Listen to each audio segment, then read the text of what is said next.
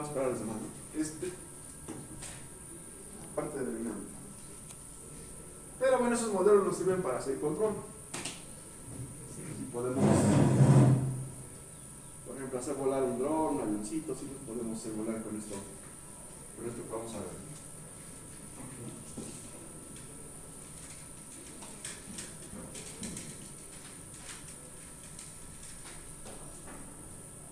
Me queda una duda.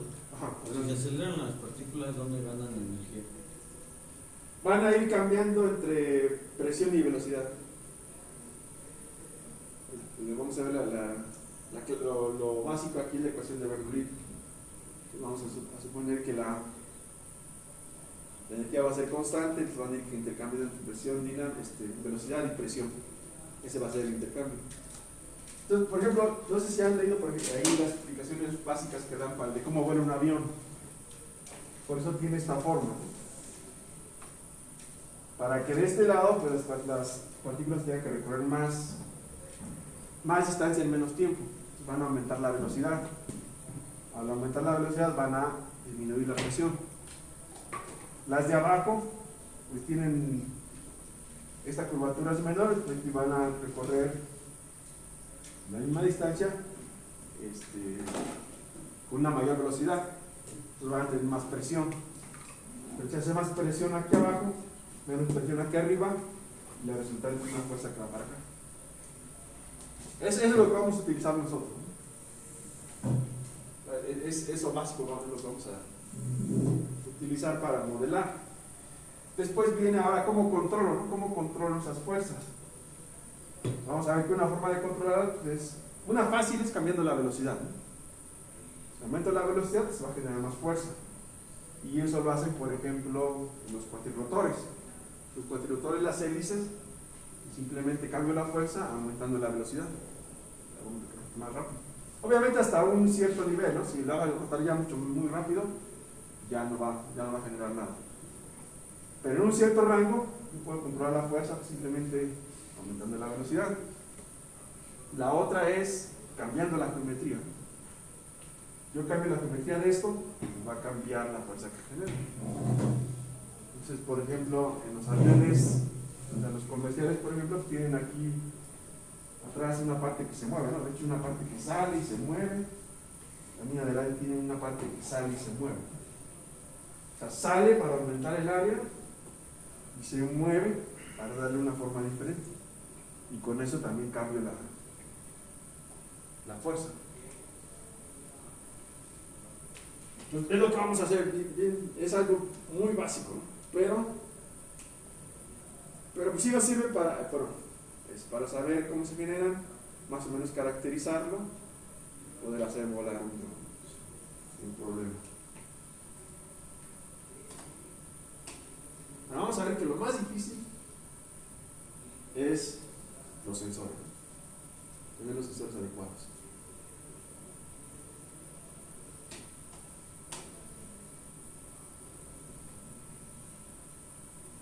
Bueno, como dijimos, la velocidad en cada punto es constante, el movimiento de la partícula dentro del fluido no es, ¿no? La partícula va a estar adaptando continuamente su velocidad a la velocidad que le corresponde en su posición instantánea.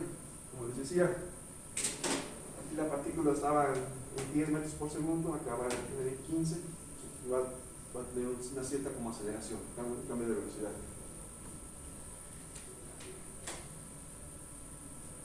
Bueno, la teoría del flujo permanente aplica a la mayoría de los problemas de importancia en la dinámica de vuelo.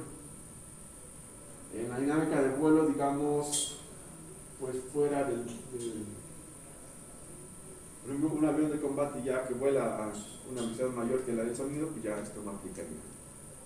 Tenemos que hacer otras cosas. O cuando hacen maniobras complejas, ¿no? Sí, cuando hacen ya maniobras complejas, hay algunas formas de atacar esos problemas sin meterse, bueno, sin realmente meterse a lo que está pasando en el fluido. Por ejemplo, una forma es decir que la fuerza también va a depender, por ejemplo, de la velocidad angular. Mete un término que depende de la velocidad angular para tratar de calcular esos efectos. Y hay otros ángulos que vamos a ver que son los ángulos aerodinámicos, que es el ángulo de ataque y el ángulo de derrape, Entonces también puedo decir, si el avión se mueve muy rápido, pues voy a decir que hay una componente que depende de la velocidad del ángulo de ataque. Entonces vamos a ver que al final lo que se hace en aeronáutica pues es muy experimental. Normalmente vuelas el avión, bajas datos, propones un modelo y tratas de ajustar ese modelo a los datos que tienes para calcular ciertos coeficientes. Entonces es una parte muy interesante porque es muy experimental. Se ha de estar volando mucho para sacar datos y hacer cálculos. Entonces ya bajo esto vamos a ver lo que necesitamos es la ecuación de Bernoulli para que veamos cómo vamos a intercambiar presión con velocidad. Ese cambio de presión y velocidad es lo que nos va a generar las fuerzas. Vamos a considerar un cuerpo rígido, el movimiento rectilíneo uniforme a través de un fluido en reposo.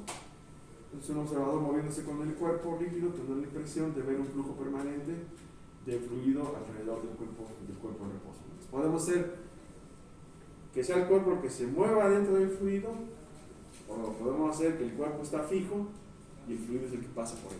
Como si estuviéramos en un túnel de viento. En un túnel de viento el objeto está fijo y el túnel pues, genera un flujo, ¿no?, que va a pasar sobre el vehículo, sobre el cuerpo. Cuando estamos volando, por ejemplo, si volamos, pues vamos sobre el avión, entonces nosotros nos vamos moviendo sobre el fluido. Pero para este análisis vamos a considerar que esos dos son equivalentes, ¿no? Esos dos.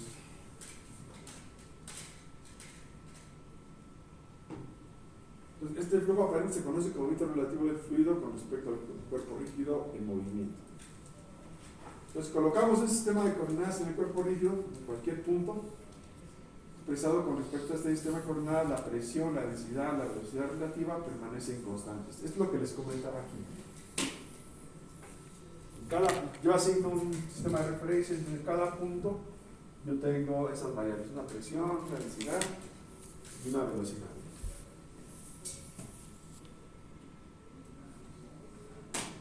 Y bueno, este flujo relativo del fluido con respecto al cuerpo rígido es el flujo permanente. Entonces es ya sea que el cuerpo está fijo y llega el fluido, o el cuerpo se va moviendo dentro del fluido.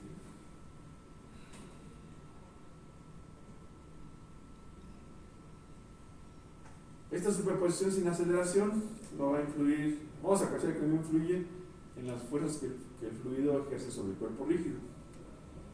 Estas fuerzas vamos a suponer que son las mismas si el fluido está en reposo y el cuerpo rígido se mueve, como velocidad constante a través de él, o si el cuerpo rígido está en reposo y el fluido fluye hacia él con una velocidad constante en dirección opuesta. O sea, si nosotros nos estamos moviendo, vamos avanzando así.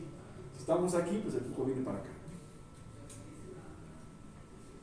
Y bueno, el movimiento relativo del flujo con respecto al cuerpo rígido se va a conocer como el flujo inverso. Estamos asumiendo que no hay una gran diferencia entre esas dos condiciones.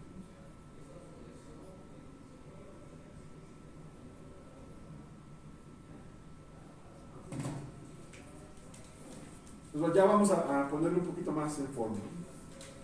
El flujo permanente, las partículas del fluido que llegan a un punto, una tras otra, se mueven de la misma forma a lo largo de la trayectoria. Entonces las trayectorias que van describiendo las partículas del fluido van a ser curvas constantes, ¿no?, como las que puse aquí. En cada punto de la curva, la dirección de la tangente pues define la dirección de la velocidad, ¿no? Estas curvas las vamos a llamar líneas de corriente, ¿no?, como está aquí. Las líneas de corriente de un flujo permanente van a proporcionar información sobre la magnitud de la velocidad. Es decir, por ejemplo, pues aquí vemos que va a haber cambios de velocidad, ¿no?, que ya cambia la trayectoria. Y vamos a agarrar estas curvas, las vamos a meter como unos tubos, ¿no? Vamos a considerar una curva cerrada pequeña y vamos a dibujar las líneas de corriente que pasan por su frontera, como está en esta figura.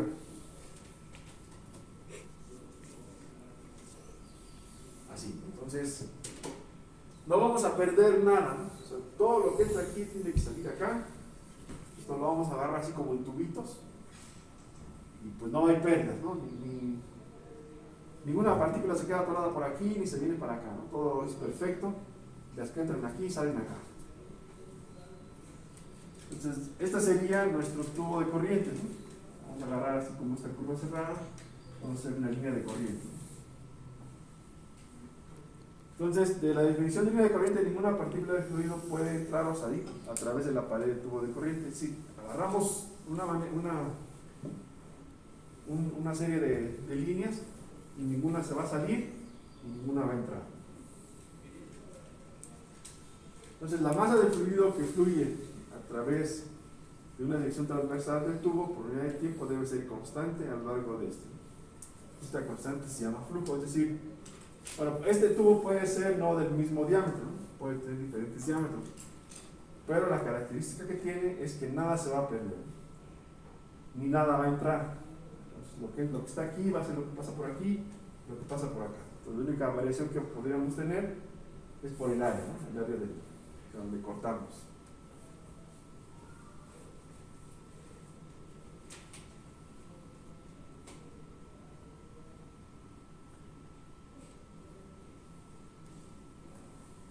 Entonces vamos a denotar a ρ como la densidad y B la velocidad de cada sección transversal.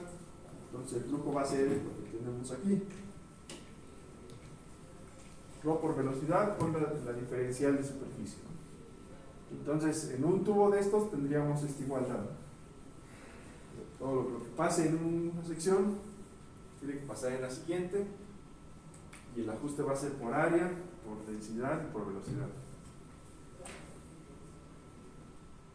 Esta relación se conoce como condición de continuidad y si se consideran las variaciones de densidad se tendría un flujo permanente y compresible. Aquí vamos a asumir que no se comprimen, entonces no hay cambio de densidad.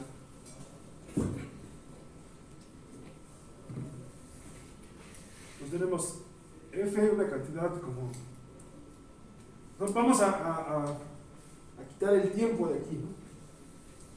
Vamos a hacer lo siguiente.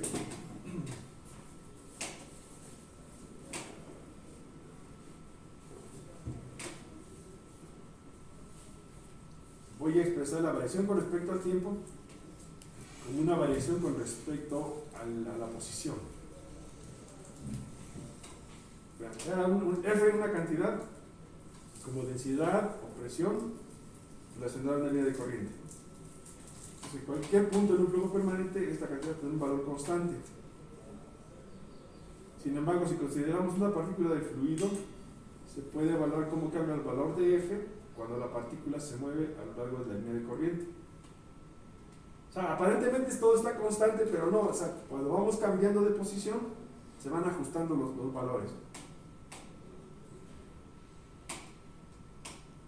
Si tenemos S, la distancia de que la partícula va en un tiempo t, entonces podemos expresar la derivada de f con respecto al tiempo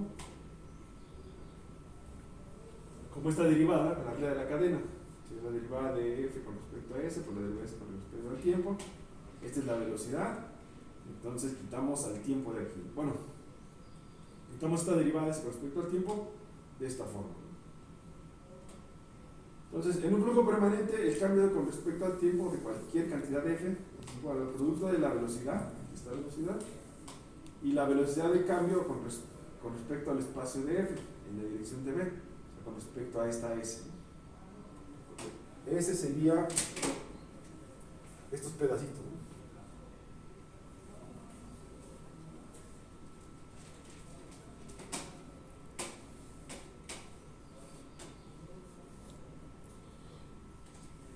Vamos a ver qué pasa ya desde el equilibrio de fuerzas, ¿no? Vamos a considerar un diferencial de una línea de corriente. Aquí tengo una línea de corriente. Y como es un diferencial, pues aquí tengo la presión por esta área. Aquí tengo un pequeño cambio de la presión por esa misma área, ¿no? Vamos a meter aquí la altura, pues la vamos a quitar. Tendríamos esta altura y esta diferencial de altura. Entonces tendríamos esto: masa por aceleración igual a fuerzas que están siendo aplicadas. Aquí está la masa, densidad por las superficies. Aquí está la aceleración, ya sin el tiempo, ¿no? Quitamos el tiempo, entonces este sería la segunda derivada de E con respecto al tiempo, y el equilibrio de fuerzas sería esta fuerza menos esta fuerza de acá y esta fuerza debido al peso del fluido. Ahorita vamos a quitar la parte del peso porque bueno, no vamos a considerar el peso del fluido en este análisis. Pero ahorita para iniciar lo vamos a dejar aquí. Entonces tengo este pedacito de línea de corriente y hago este equilibrio de fuerzas.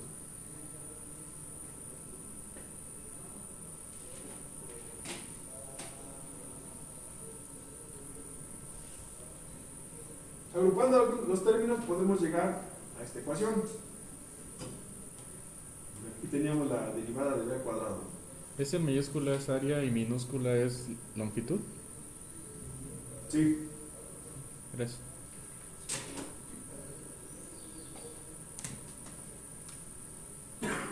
Perdón, este es de acá y este es de aquí, chiquito. Sí, gracias.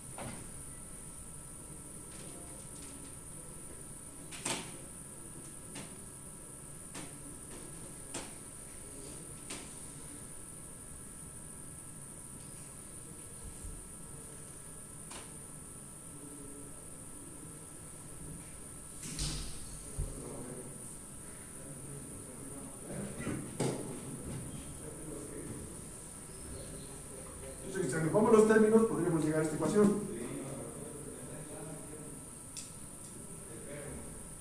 Ahora, como en un fluido no compresible la densidad es constante, por lo tanto esta ecuación la podemos escribir como está aquí. Esta parte no influye en la derivada.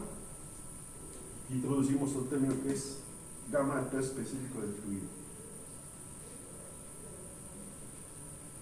Entonces, ¿qué tenemos? Esta cantidad de aquí va a ser constante a lo largo de una línea de corriente. La vamos a llamar como H, ¿no? Esta que tenemos aquí. Y vean, tenemos esta término que es como una... Esto también tiene términos de presión, unidades de presión, términos de la velocidad.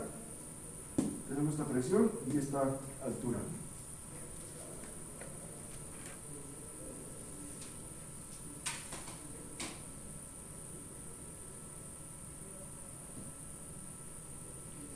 Perdón, unidades de longitud.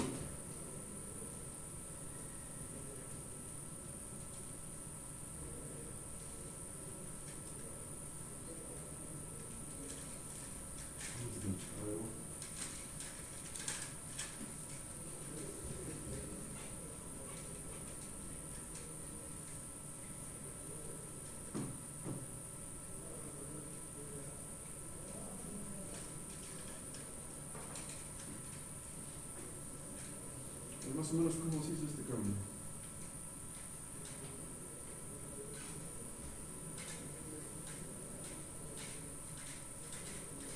Este se lleva a este, ¿no? Esto.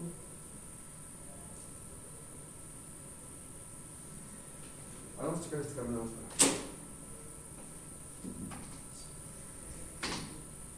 para ver si va bien, ¿no? Entonces, déjame escribir este aquí, sería ρ.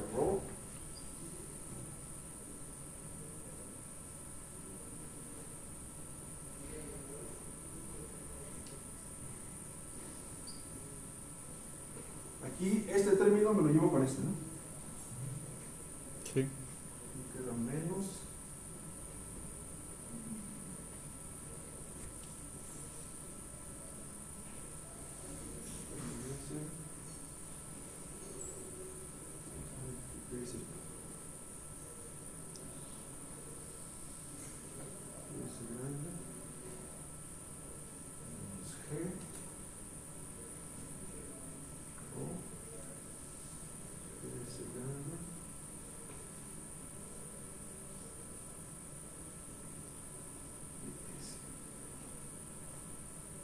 Parece que puedo quitar aquí el más.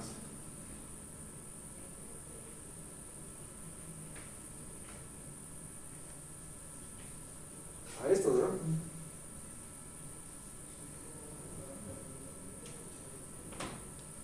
Para este análisis el ángulo de la gravedad ¿No influye? ¿Cuál ángulo? ¿Este beta? Ajá. No, aquí no lo estamos considerando. Entonces, no importa cómo sea el flujo, la gravedad no le afectaría. O, Este o es más bien el el peso, sentido. ¿no? El peso de este pedacito de flujo. Y este beta. No, este beta no entra en el análisis, ¿no? El peso estamos asumiendo que viene así, ¿no? Directo hacia el nivel de referencia. Más quiero ver cómo se llegó a este cosito, ¿no? Aquí. Llegó a esta.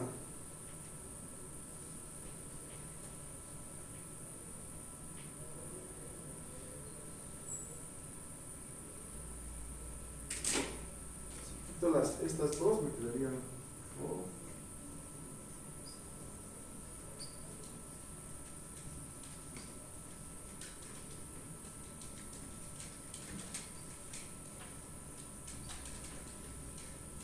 Así, luego divido entre roje.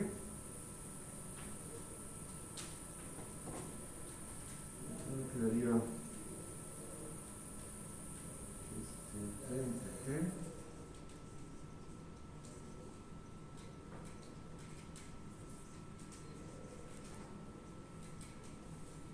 Menos o igual.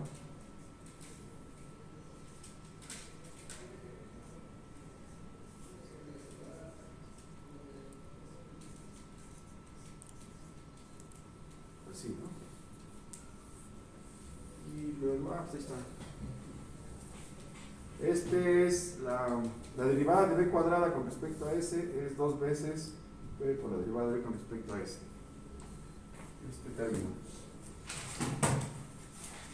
Y el de h lo paso para allá, me queda aquí la h. Y este lo paso para acá. Este tendría que ser negativo, así se me olvidó el negativo aquí. Y listo. Entonces, ese es el término importante. Te le vamos a quitar la h, ¿no? Pero por lo pronto vamos a ponerlo así. Y ese término tiene unidades de longitud.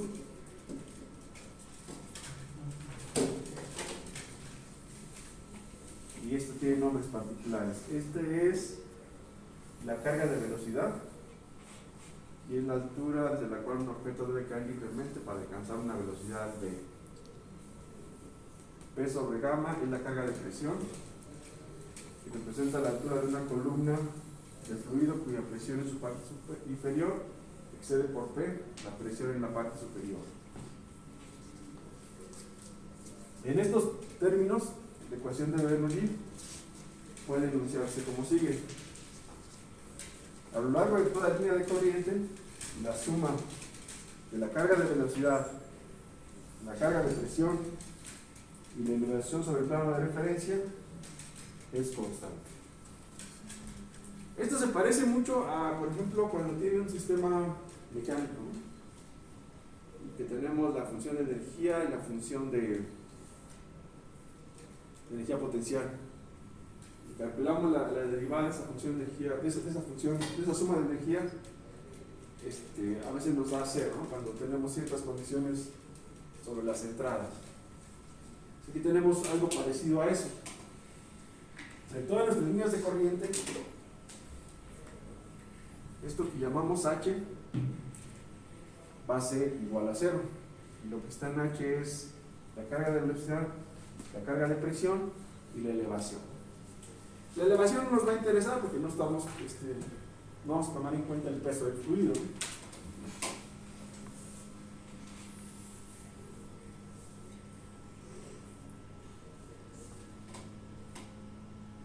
Bueno, pues si tenemos un fluido compresible, la ecuación de Bernoulli se tiene que modificar un poquito. Vamos a suponer que la densidad es función únicamente de la presión, entonces la carga de presión toma esta forma, ¿no? Y la densidad en términos de la presión, entonces ya tenemos que considerar esto. Entonces nos quedaría algo como lo que está aquí.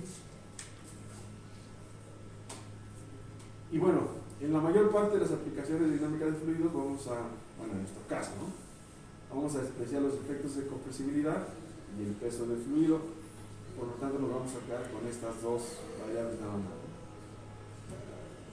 Variaciones en la carga de presión relacionadas con la velocidad y carga de velocidad, perdón, y carga de presión. Solamente nos vamos a quedar con estos dos términos. Como les comentaba hace un rato, ¿no?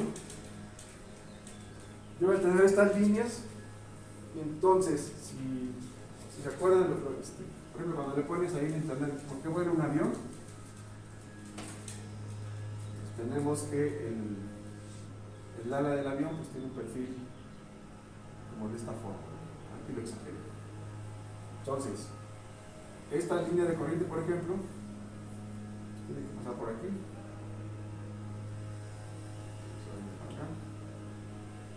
Y esta de acá pasaría por aquí, algo así. Entonces, si dijimos que esta H va a ser constante, H va a ser constante para las dos. Entonces, esta va a recorrer más distancia.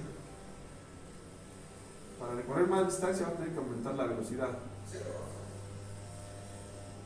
Esta va a recorrer menos distancia, entonces va a bajar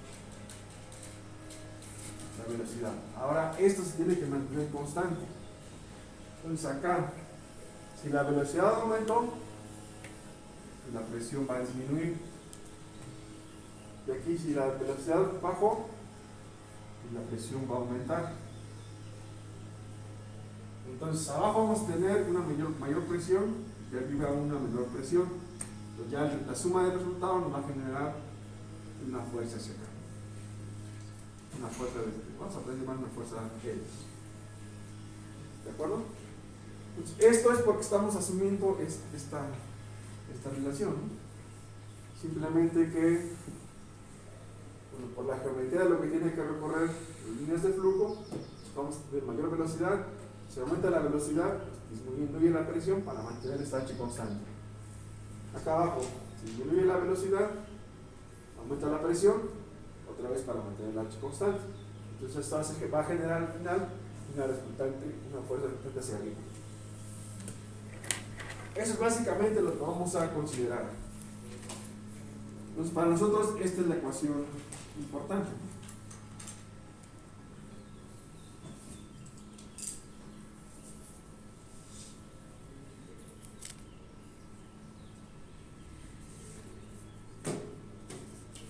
Ahora, H se conoce como la carga total, ya que es constante a lo largo de las líneas de corriente y no es igual en todas ellas. Vamos a ver aquí diferentes niveles de H. Entonces, en la aeronáutica se considera que las líneas de corriente tienen su origen en regiones de velocidad y presión constante. Vamos a considerar que por aquí hay un origen. En el origen nos vamos a poner el H. Debido a que la carga de total permanece constante a lo largo de las líneas de corriente, esta será constante en todo el campo del flujo. Y bueno, puede verificar que el flujo inverso es un flujo permanente, de tal forma que las ecuaciones de Bernoulli es válida sobre sus líneas de corriente.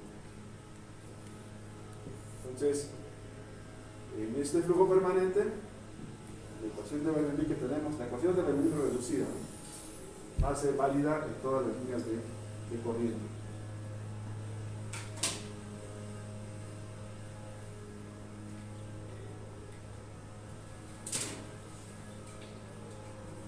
Entonces, nuestro principal problema es el movimiento rectilíneo uniforme de un objeto a través de una masa de aire. Tenemos esta masa de aire y aquí, lejos del objeto, pues tenemos esta presión dinámica. Esto viene a una cierta velocidad con una cierta presión. Entonces, a una distancia considerable del objeto, más para acá, la velocidad y la presión del flujo son constantes e iguales a B y P, respectivamente. Por lo tanto, la carga total va a ser esto. Ya cuando entre aquí, pues se va a tener que ir ajustando básicamente para compensar las trayectorias más largas, ¿no?, o más cortas.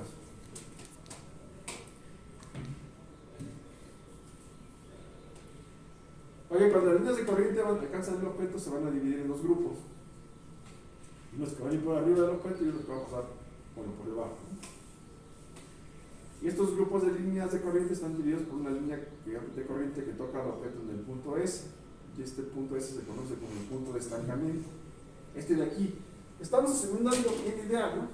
Ustedes saben que aquí, pues, no va a pasar como está aquí, ¿no? Vamos a tener choques y van a rebotar y cosas así. Pero vamos a asumir que pasa como está aquí. Ahí este punto de estancamiento. Acá también. Acá, de hecho, el flujo se empieza a separar, ¿no? Pero bueno, vamos a asumir que aquí se mantiene unido, ¿no? Un flujo laminar que se mantiene unido, ¿no? Hace una simplificación bastante fuerte. Pero bueno, es como vamos a tratar de caracterizar estas fuerzas.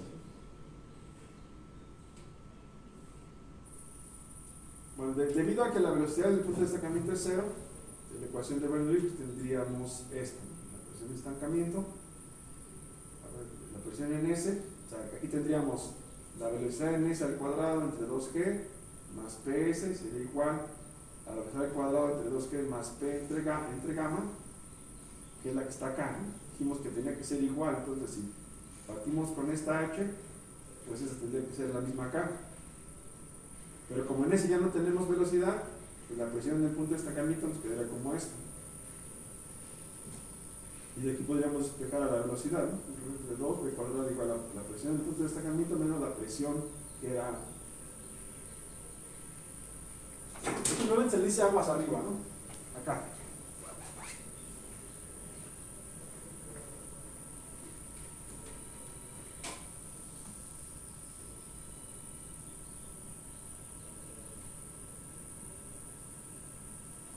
Bueno, este término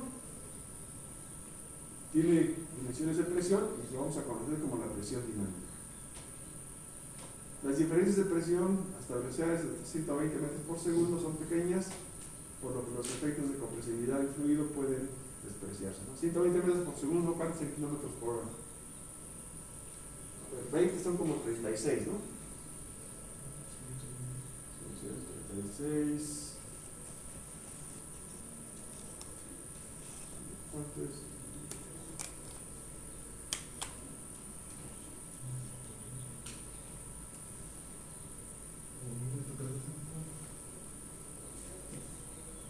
Bueno, no es una velocidad tan pequeña, ¿no? Va pasando más rápido. 120 metros sobre segundo en kilómetros por hora, para más o menos tener una referencia, ¿no? Normalmente en un auto pues tenemos ahí la referencia de cuánto es. Como a 33 kilómetros por hora. No, tiene que ser más, ¿no?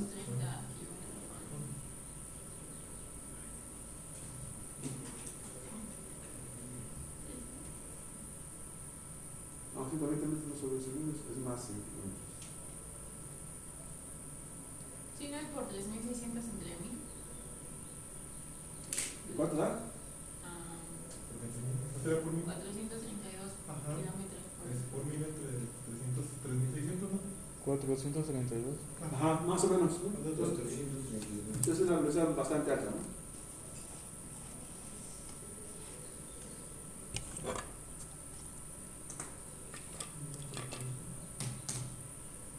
Bueno, este equilibrio entre presión y velocidad se utiliza para medir la velocidad con algo que se conoce como el tubo Pitón. Con eso podemos medir la velocidad aerodinámica de un vehículo. Se construye así como una probeta de este tipo y esto va, bueno, sobre el flujo de aire. Y entonces podemos medir la presión aquí de esta forma y la presión acá. Entonces con esta diferencia de presiones podemos obtener la velocidad y es una forma de medir la velocidad aerodinámica de una aeronave. Entonces yo construyo así como esta forma fuselada. Entonces voy a aplicar la ecuación de Bernoulli en los puntos S y C. Entonces aquí ya es un punto de estancamiento, ¿no? Aquí la velocidad prácticamente sería cero, por eso nos queda esto. PS es igual a PC más rho entre 2 PC cuadrado. Os digo que el punto C se selecciona de tal forma que BC y PC no son muy diferentes sus valores en las líneas de corriente no modificadas por el objeto. Es decir, voy a suponer que la presión aquí y la velocidad aquí son iguales a las que estaban hasta por acá, ¿no? Antes de que estuviéramos en contacto con el objeto. Y entonces, ya con esta diferencia de medido la diferencia de presiones con esta diferencia de alturas, yo puedo calcular la velocidad de la aeronave, ¿no? La velocidad real, la velocidad aerodinámica.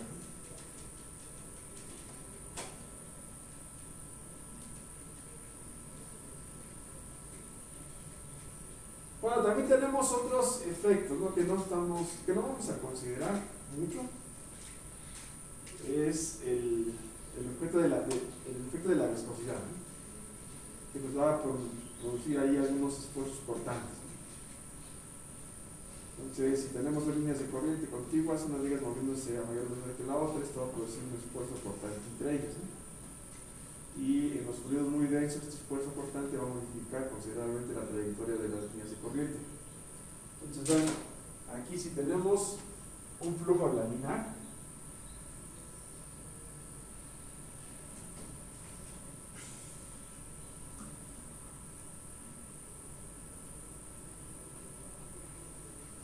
lo que va a pasar es que va a llegar un momento en que esto se va a despegar, ¿no? El flujo se va a despegar, entonces sería equivalente a que nos modificara nuestra geometría, ¿no? Si sería como así.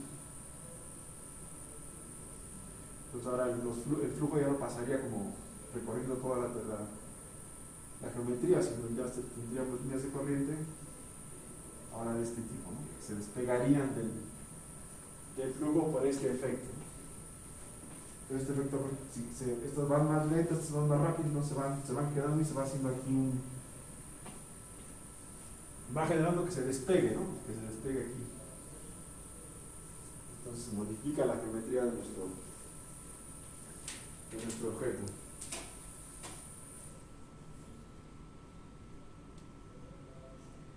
Bueno, en aire vamos a despreciarlos también. Y vamos a también tener algunos resultados adecuados. ¿Se modifica la geometría del objeto o del fluido?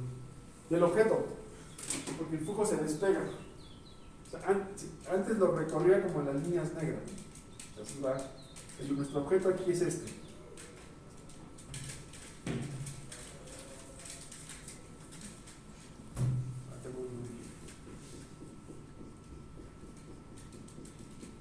Entonces, idealmente las líneas eran como estaban aquí, pero debido al esfuerzo cortante, lo que va a hacer es que se despegue y aquí se genera como una bolsa de aire, ¿no?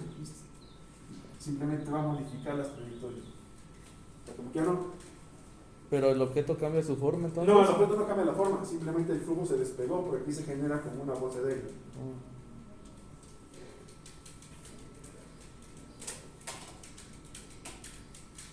Y bueno, la teoría hidrodinámica basada en suponer que el esfuerzo cortante puede considerarse como una proyección perpendicular constante, se conoce como la teoría del fluido perfecto. Sin embargo, deben tenerse en cuenta posibles modificaciones a los resultados debido a los esfuerzos cortantes.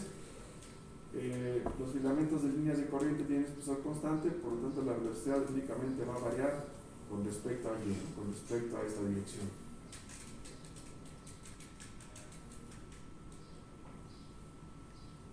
Entonces, la derivada de con respecto a Y es una medida de la variación de la velocidad entre los filamentos, las líneas de corriente, ¿no? Y bueno, podemos hacer una aproximación adecuada de estos esfuerzos constantes como está aquí. Con muy coeficiente de viscosidad, una constante física del fluido, y a partir de este coeficiente y la densidad se puede definir algo que se conoce como la viscosidad cinemática, ¿no? Como mu entre rho. Y mu tiene unidades de masa entre longitud por tiempo. Masa, longitud a la menos 1 por tiempo a la menos 1. Entonces aquí viene lo que vamos a hacer. Bueno, lo que vamos a hacer es, voy a decir, bueno, pues las fuerzas que se generen van a a depender de las propiedades del fluido. ¿Qué propiedades del fluido tengo? Pues la densidad y la viscosidad. ¿De qué otra cosa va a depender? Pues de la velocidad. ¿Y de qué otra cosa? De la geometría del objeto. De acuerdo a lo que hemos más o menos aislado, pues vamos a suponer que las fuerzas van a depender de eso, de estas cantidades que acabo de poner aquí. Entonces, vean, las vamos a mezclar. Simplemente las voy a mezclar para que me dé unidades de fuerza. Déjenme regresar un poquito para ver cómo llegamos.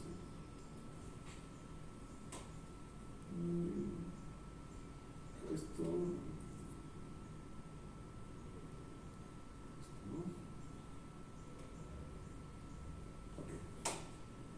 Vamos a considerar un cuerpo rígido en el estado de movimiento rectilíneo, uniforme, a través de un fluido no compresible, viscoso, en reposo. Para obtener información acerca de las fuerzas que se ejercen sobre el cuerpo rígido, debe estudiarse el flujo inverso, en el cual el cuerpo rígido está en reposo y el fluido fluye hacia él con una velocidad v, igual a la velocidad del cuerpo, pero con dirección contraria. Vamos a suponer que el cuerpo rígido tiene una forma geométrica y una orientación respecto al flujo no perturbado. Por lo tanto, su geometría puede escribirse con algunas propiedades: longitud, área o perímetro, y su orientación con el ángulo que forma el plano de referencia del cuerpo y la dirección de la velocidad del flujo no perturbado. Ignorando esfuerzos gravitacionales, efectos gravitacionales, vamos a suponer que cualquier fuerza que el fluido ejerce sobre el cuerpo depende de las propiedades físicas del fluido, la velocidad del fluido no perturbado y la geometría del objeto. Entonces vamos a buscar una combinación de esto. Aquí está la viscosidad, vamos a poner un cierto exponente. La densidad es masa entre volumen, también a un cierto exponente. La velocidad, longitud entre tiempo, también a un cierto exponente. Y la geometría. La geometría, que pues dijimos que era área, longitud, y lo vamos a poner aquí una L a un cierto exponente. Y esta combinación de elementos nos tiene que dar fuerza. Tenemos Newton, masa por longitud entre el tiempo al cuadrado. Esto es lo que vamos a hacer. Simplemente vamos a decir, pues bajo todas estas consideraciones que hicimos, las fuerzas que van a aparecer dependen de propiedades físicas del fluido, la velocidad y la geometría. Entonces mi problema es encontrar cuánto valen A, B, C y D. Como pueden ver, es algo medio empírico. Simplemente dije, bueno, pues voy a considerar este tipo de flujo y entonces voy a mezclar las variables que están interviniendo a un cierto exponente para que me dé unidades de fuerza. Y eso es lo que vamos a hacer.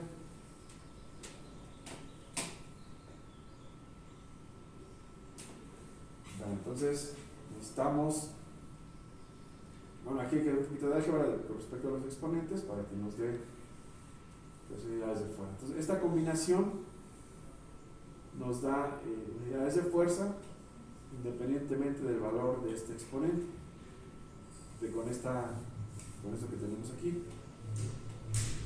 Entonces, por lo tanto, cualquier expresión de fuerza debe contener al término ρ, b cuadrada, l cuadrada y un factor que es combinación de estos términos.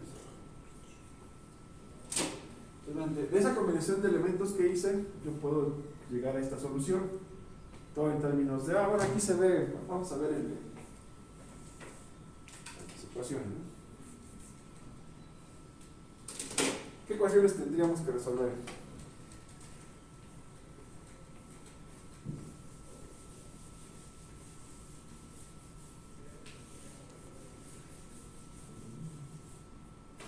Vamos a separarlo un poquito, ¿no? Tendríamos m a la a entre L a la menos A, T a la menos A, ¿no?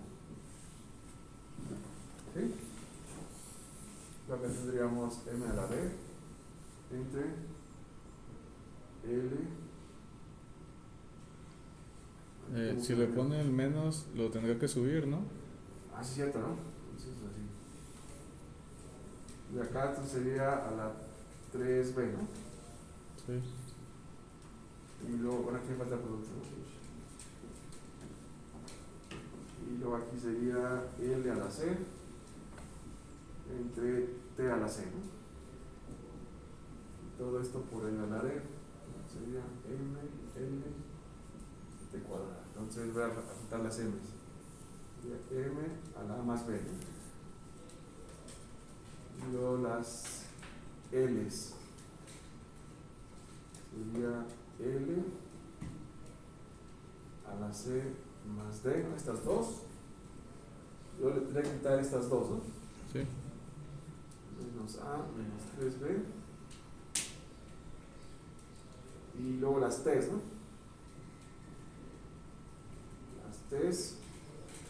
Las T's todas están abajo, ¿no? Sí. Entonces las voy a poner abajo.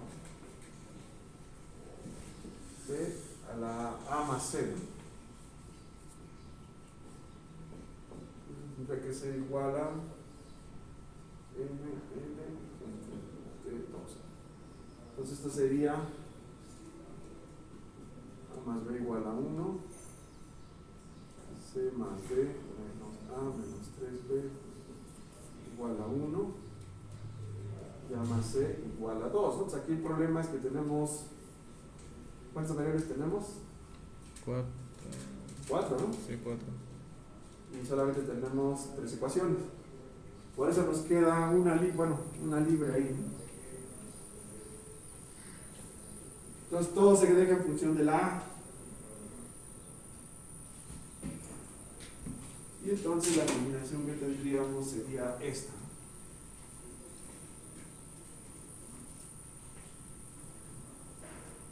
Entonces vean, ¿qué nos aparece? La densidad, la velocidad al cuadrado, una longitud característica al cuadrado, y aquí podemos meter algo con esta que dependa de esa variable. Entonces el término L cuadrado lo podemos cambiar por una superficie característica del cuerpo. Entonces tendríamos, vamos a definir esto, ¿no? 2 veces un coeficiente que depende de esta cantidad. Esta cantidad la podemos escribir como está aquí.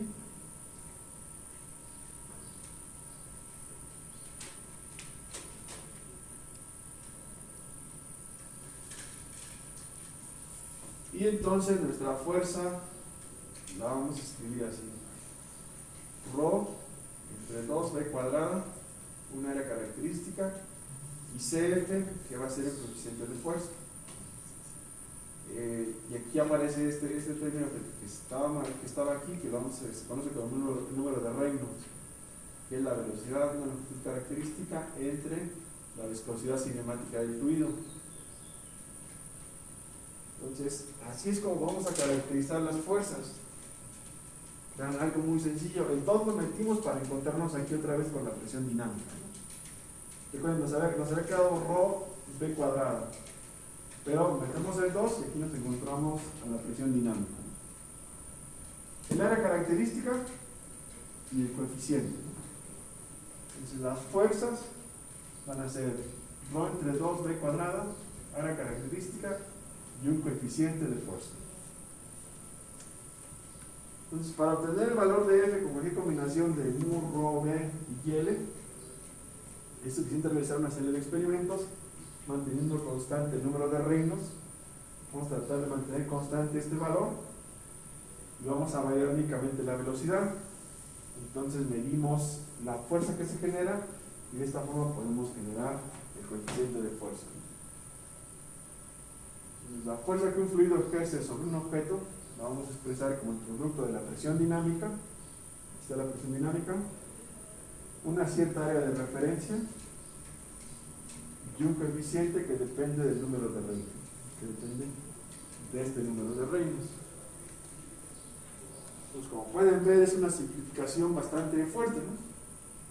O sea que todo lo que está pasando aquí lo reducimos a esto, ¿no? ven que es una reducción bastante fuerte.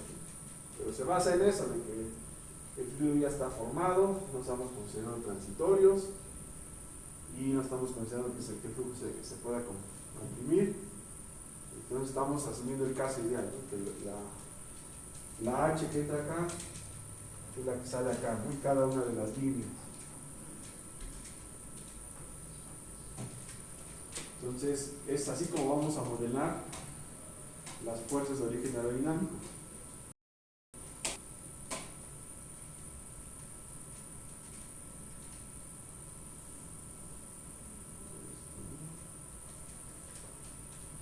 Y bueno, este enfoque también lo podemos utilizar para el cálculo de los momentos ejercidos por el fluido sobre el cuerpo. Y puede verificarse que en este caso los momentos deben tener la forma de un producto entre ρ cuadrada, una longitud al cubo y una función del número de Reynolds. Aquí simplemente para generar un momento le metemos el brazo de palanca. Entonces los momentos los vamos a generar así. Otra vez aquí está la función dinámica, una área característica del cuerpo, una longitud característica del cuerpo y el coeficiente de momentos que depende del número de Reynolds. Así es como vamos a simplificar todo lo que está por acá.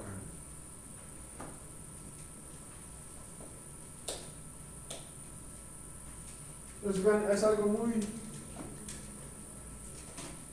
pues una reducción bastante drástica, pero que sí nos va a servir para los modelos que consideramos aquí. ¿Alguna duda con esto que vimos?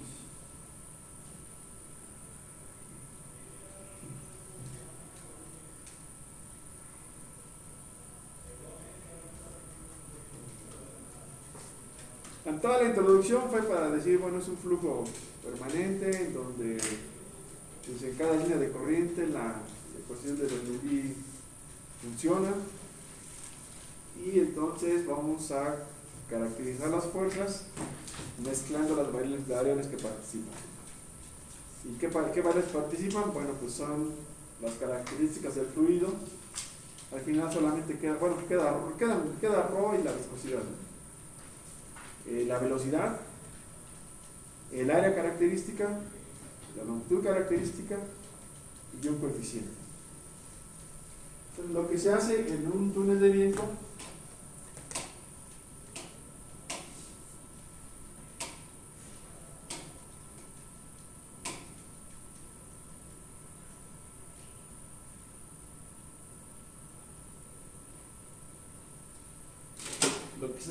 es esto.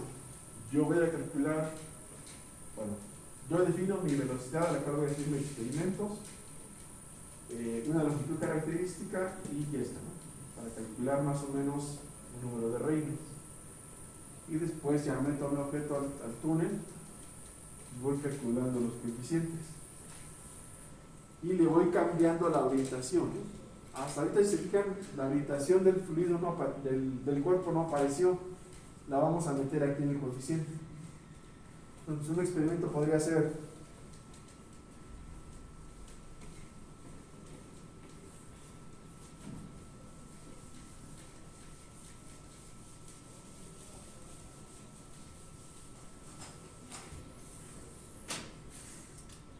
bueno, yo tengo aquí mi modelo de avión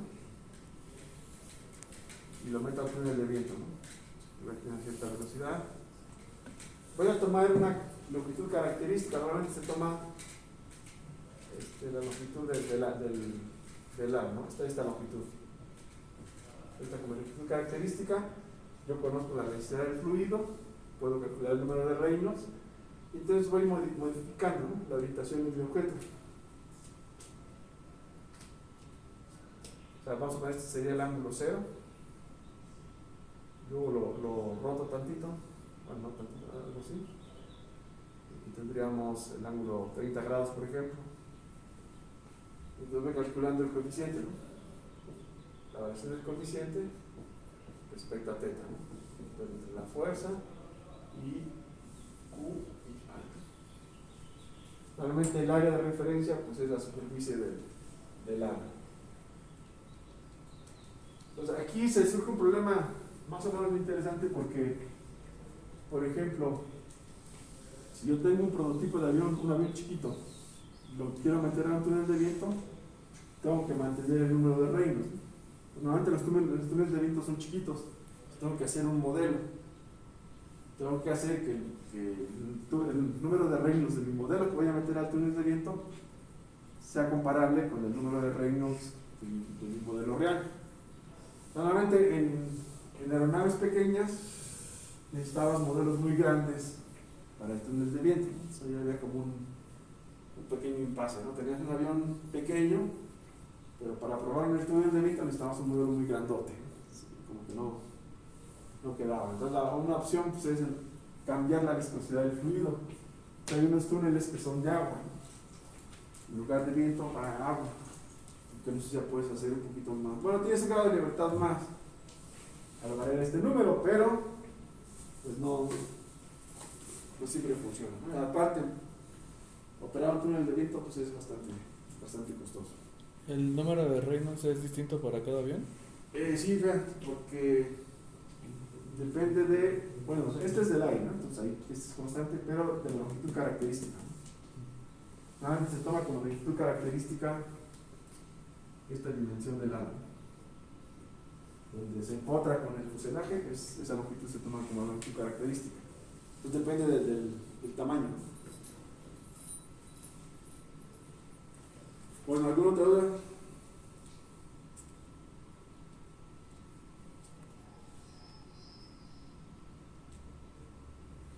Vieron toda esta simplificación, ¿no? Es algo, lo simplificamos mucho, pero van a ver que aún con esa simplificación, pues sí, todavía hay cosas que hacer, ¿no? Entonces lo que sigue es, bueno, ya sé cómo se generan, ahora cómo las voy a cambiar, ¿no? Porque para control necesito cambiarlas, ¿no? Necesito alguna forma en la que yo pueda pues, modificarlas para que mi vehículo pueda hacer lo que yo quiero. Básicamente los queremos mover en el espacio tridimensional, entonces necesito cambiar la dirección de las fuerzas, su magnitud, esas dos variables. Con esas variables ya puedo mover mi aeronave. ¿Alguna otra duda? ¿Dudas de las tareas? ¿De la tarea? Pero, pues, ahorita voy a asesinar. No, es que ya lo vamos aquí. Es que